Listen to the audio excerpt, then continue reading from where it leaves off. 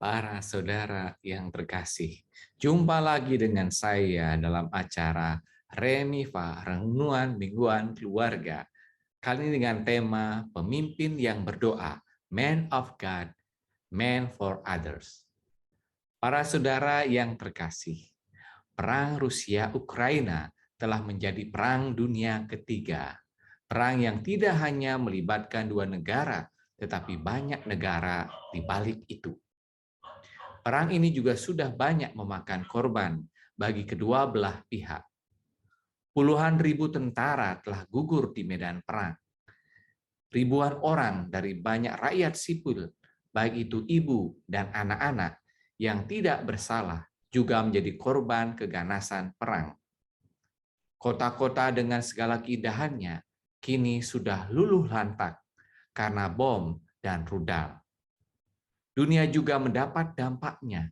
Harga minyak dan gas melambung tinggi, dan hal ini berimbas kepada inflasi yang tinggi di seluruh dunia. Andaikan saja para pemimpin negara-negara ini tidak hanya memikirkan diri sendiri dan kelompoknya, tentu perang akan berhenti, bahkan tidak akan pernah terjadi. Apa yang harus dilakukan oleh seorang pemimpin? Para saudara yang terkasih, dalam bacaan pertama dari kitab Kejadian, kita mendengar Abraham sebagai seorang pemimpin tidak hanya memikirkan keselamatan dirinya sendiri dan kelompoknya, tetapi juga memikirkan orang lain dan bangsa yang mendapat murka Allah. Abraham berdoa kepada Allah. Doa Abraham ini sangat menarik, seperti seorang yang bernegosiasi kepada Allah. Dia tidak memaksa Allah, tetapi mengingatkan kemuliaan Allah bagi orang benar, sehingga Allah tidak jadi menghancurkan kota-kota yang melawannya. Jika di dalam kota itu ada 50 orang benar, masakan Allah hakim segera bumi tidak menghukum dengan adil? Sehingga seolah-olah orang benar itu sama dengan orang fasik.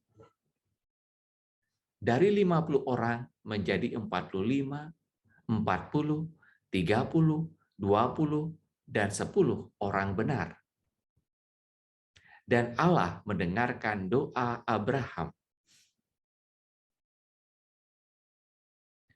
Abraham sebagai pemimpin kelompok dan bangsa-bangsa tampil sebagai pemimpin yang efektif. Dia percaya kepada Allah dan dengan rendah hati memohon dan menyerahkan persoalan bangsa-bangsa pada kehendak Allah. Dia tidak memaksa Allah.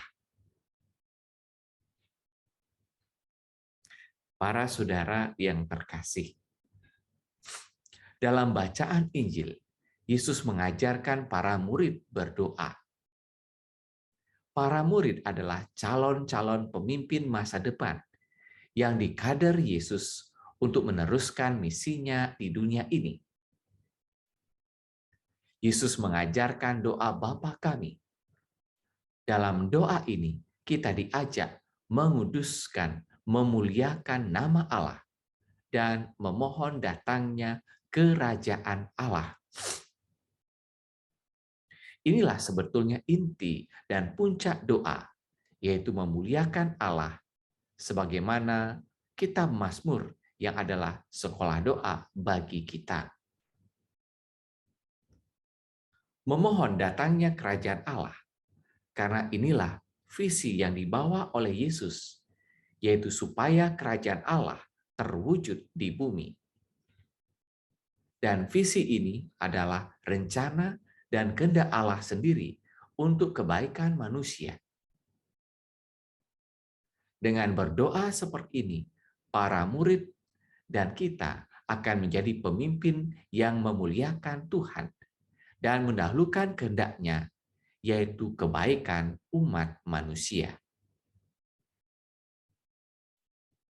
para saudara yang terkasih. Dalam doa Bapa kami, Yesus mengajarkan para murid dan kita akan 3 kebutuhan pokok dan spiritualitas atau semangat pemimpin yang trinitaris. Kebutuhan pokok pertama adalah untuk masa kini, yaitu makanan pada hari ini secukupnya. Permohonan tentang makanan mengarahkan diri kita pada Allah Bapa sebagai pencipta dan pemelihara alam semesta dan segala makhluk. Kebutuhan pokok yang kedua adalah masa lalu, yaitu berhubungan dengan pengampunan atas kesalahan yang kita lakukan. Permohonan ini mengarahkan kita pada Allah Putra, Yesus Kristus, sebagai Juru Selamat dan penebus dosa. Kebutuhan pokok ketiga berkenaan dengan masa depan.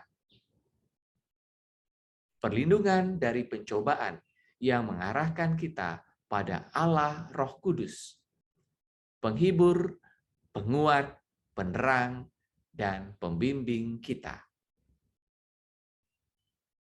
Doa seperti yang diajarkan Yesus mengarahkan kita menjadi pemimpin yang efektif, situasional, dan trinitaris. Para saudara yang terkasih,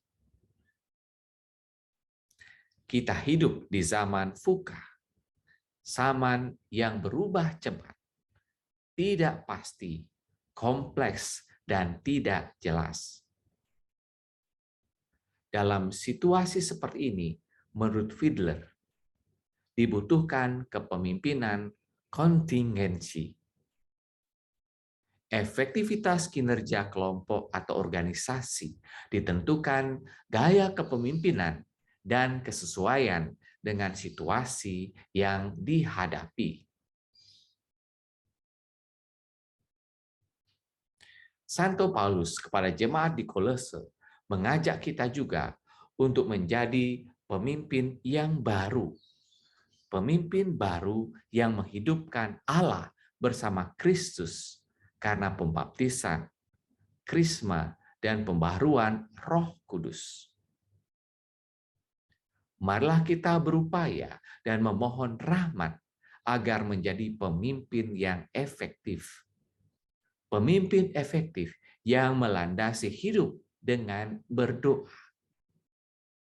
Pemimpin yang memuliakan Allah, mendahulukan kerajaannya, dan memiliki semangat hidup trinitaris. Dengan demikian, kita menjadi man of God and man for others. Para saudara yang terkasih, jika Anda terinspirasi dengan renungan ini, jangan lupa tekan tombol like, subscribe, dan share video ini. Tuhan memberkati.